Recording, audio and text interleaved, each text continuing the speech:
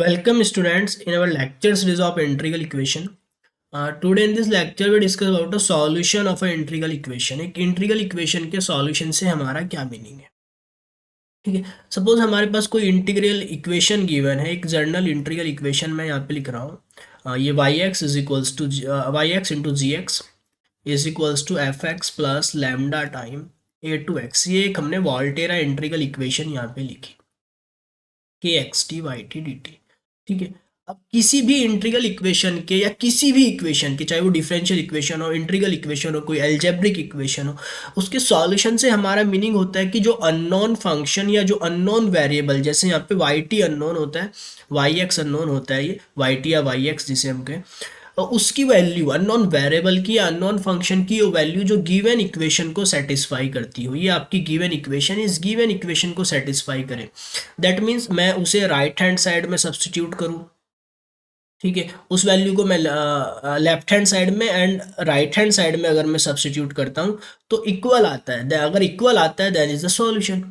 ठीक है, तो इंटीग्रल इक्वेशन के सॉल्यूशन से भी हमारा क्या मीनिंग है, जो y है, अननोन फंक्शन y है, इसकी वो क्या वैल्यू रहेगी जो इस इक्वेशन को सेटिस्फाई करे, right hand side left hand side के इक्वल है, जो इसे सेटिस्फाई करे वो इसका सॉल्यूशन है। ठीक है, तो यहाँ पे अगर हमें एक इंटीग्रल इक्वेशन गिवन है, तो उसके साथ कुछ हमें फंक्शन दे दिया गया है कि हमें शो करना है कि y इज इक्वल्स टू कुछ फंक्शन हमें दे दिया वाई एक्स, कि ये गिवन इंटीग्रल इक्वेशन का सॉल्यूशन है या नहीं है। एक वेरिफिकेशन अगर हमें करना है, शो करना है, तो हम सब्सटीट्यूट करके शो कर सकते हैं। तो फर्स्टली ये कोई प्रोसेस नहीं है इंटीग्रल इक्वेशन के सॉल्यूशन को निकालने का, निकालने के मेथड्स अलग है। यहाँ पे हम एक बात कर रहे हैं अभी कि एक वेरिफिकेशन का, एक शो करने का, कि आप कैसे शो कर सकते हैं कि कोई गिवन फंक्शन ये इंटीग्रल इक्वेशन का सॉल्यूशन है या नहीं है। जैसे एक एग्जांपल हम यहाँ पे ले, ये कह रहा है कि so that y x is equals to one minus x is the solution for this integral equation. ये इंटीग्रल इक्वेशन के लिए जो सॉल्यूशन होगा या नहीं होगा, ये बात आपको चेक करनी है या शो करना है। तो इसे हम इसमें सब्सटीट्यूट करके इस लेफ्ट हैंड साइड का अगर इंटीग्रेशन राइट हैंड साइड के इक्वल आ जाता है, देन हम कहेंगे कि सॉल्यूशन ये इसे सेटिस्फाई कर रहा है। तो आप इसे इस तरीके से कर सकते हैं। ठीक है, तो यहाँ पे आपको जो गिवन है यार वाई एक्स आपको जो दे रखा है, वो दे रखा है वन माइनस एक्स। ठीक है, ये वाई एक्स है, तो इसे अगर मैं टी में कन्वर्ट कर लूँ तो ये वाई टी क्या हो जाएगा, वेरिएबल चेंज हो जाएगा, वन माइनस टी हो जाएगा। ठीक है, देन इस इंटीग्रेशन की वैल्यू निकालता हूँ, लेफ्ट हैंड साइड से मैंने वाई टी की जो वैल्यू है वो यहाँ पे सब्सटीट्यूट कर दी।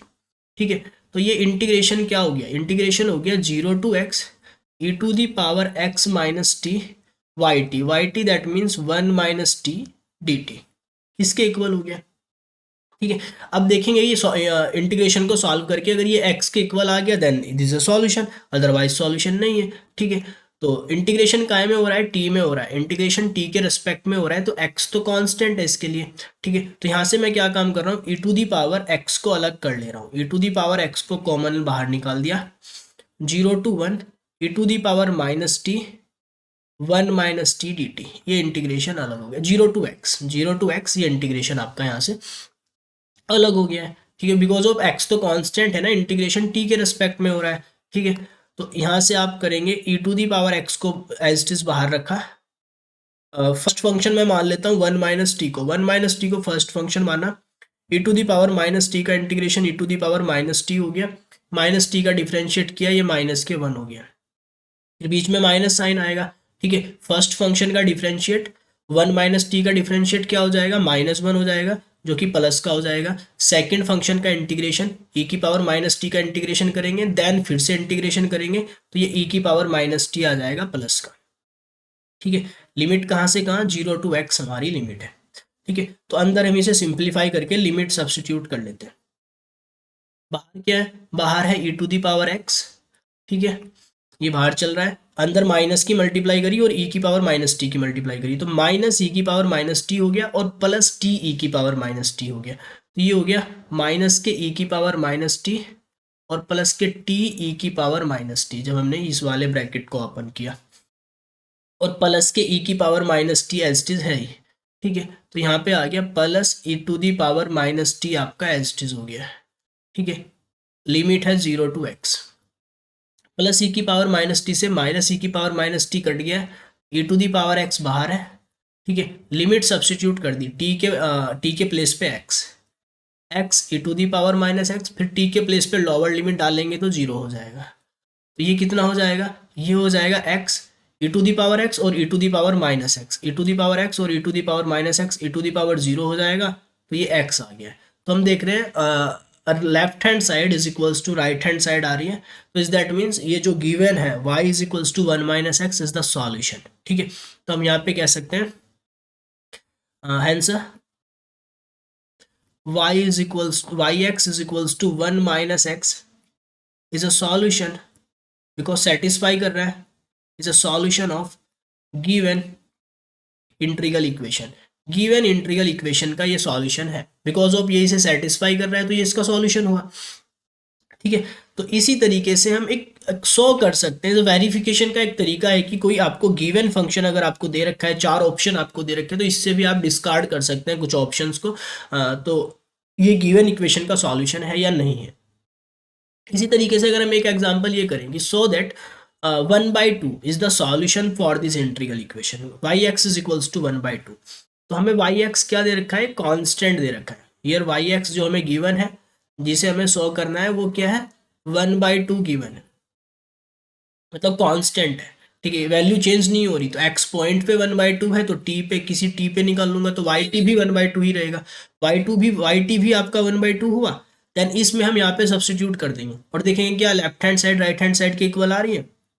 अगर ये आ रही है तो ये सॉल्यूशन होगा। yt की वैल्यू क्या होगी, 1/2 under root of x minus t d t. ठीक है, under root of x minus t d t. ठीक है, 1/2 बाहर ले लिया है। ठीक है, 0 टू x माइनस टी की पावर माइनस के 1/2 आ गया है डी टी। ठीक है, ये हो गया 1/2। ठीक है, अब यहाँ से क्या काम किया, इसका इंटीग्रेशन किया। इंटीग्रेशन कैसे करेंगे, टी के रेस्पेक्ट में इंटीग्रेशन हो रहा है, पावर में 1 ऐड करेंगे। पावर में जैसे ही 1 ऐड हुआ 1/2 हो जाएगा, 1/2 अपॉन 1/2। ठीक है, तो ये हो जाएगा यहाँ से x माइनस टी की पावर 1/2 अपॉन 1/2। पावर में 1 ऐड किया, इसके अपॉन में 1/2 हो गया, और माइनस के t है, बिकॉज ऑफ t के रेस्पेक्ट में इंटीग्रेशन हो रहा है, तो x माइनस टी का डिफरेंशिएट माइनस में आएगा, तो एक माइनस साइन बाहर आ जाएगा, 0 टू x। ठीक है, ये हो गया है। तो 1/2 से 1/2 कट जाएगा और माइनस साइन तो बाहर है ही हमारा। ठीक है, तो ये माइनस के हो गया x माइनस टी की पावर 1/2 और लिमिट है 0 to x। 0 to x limit है। ठीक है, 0 टू x लिमिट है। लिमिट सब्स्टिट्यूट कर दी t के प्लेस पे, माइनस साइन तो बाहर आई, t के प्लेस पे x डाला तो x माइनस एक्स 0 हो गया है। फिर t के प्लेस पे 0 डाला, t के प्लेस पे 0 डाला तो x की पावर 1/2 हो गई है। ठीक है, तो ये माइनस माइनस प्लस के हो गया है स्क्वायर रूट ऑफ x। ठीक है, और इधर भी क्या था आपका right hand side, square root of x। तो यहाँ से क्लियर है कि ये जो yx है ये गिवन इक्वेशन को सेटिस्फाई कर रहा है, तो ये गिवन इक्वेशन का सॉल्यूशन है। तो हम कह सकते हैं answer yx is equals to 1/2 is a solution of given integral equation. Given integral equation का ये जो आपका था ये सॉल्यूशन है। तो इस तरीके से आप एक वेरिफिकेशन कर सकते हैं कि कोई आपको गिवन फंक्शन अगर आपको दे रखा है वो इंटीग्रल इक्वेशन का सॉल्यूशन है या नहीं है। उस इंटीग्रल इक्वेशन में उसे आप सब्स्टिट्यूट करें, सब्स्टिट्यूट करके अगर दोनों साइड्स इक्वल आती हैं देन वो सॉल्यूशन है, अदरवाइज सॉल्यूशन नहीं है। जो मेथड्स है इंटीग्रल इक्वेशन के सॉल्यूशन को निकालने के लिए, वो मेथड्स अलग अलग हम पढ़ेंगे। ये एक प्रोसेस है कि आप इस प्रोसेस से सॉल्व कर सकते हैं, वेरीफाई कर सकते हैं किसी भी इंटीग्रल इक्वेशन के लिए, चाहे फ्रोडोलॉम हो, चाहे वोल्टेरा हो, चाहे वो कैसी भी इंटीग्रल इक्वेशन रही हो। इंटीग्रल इक्वेशन ही क्यों, वेरिफिकेशन का मेथड तो हर जगह लगेगा, चाहे वो डिफरेंशियल इक्वेशन हो, चाहे वो किसी भी तरीके की इक्वेशन है। अगर आपको वाई एक्स को ये देखना है, चेक करना है, वेरीफाई करना है, तो सब्स्टिट्यूट करके किया जा सकता है। तो वही चीज़ हमने यहाँ पे की। ठीक है, तो इसमें हमने इंटीग्रल इक्वेशन के सॉल्यूशन को समझा। ठीक है, तो नेक्स्ट लेक्चर में हम कुछ एक इंटीग्रल इक्वेशन को डिफरेंशियल इक्वेशन में और एक डिफरेंशियल इक्वेशन को इंटीग्रल इक्वेशन में कन्वर्ट किया जा सकता है। तो conversion of integral to differential equation और differential equation to integral equation करेंगे।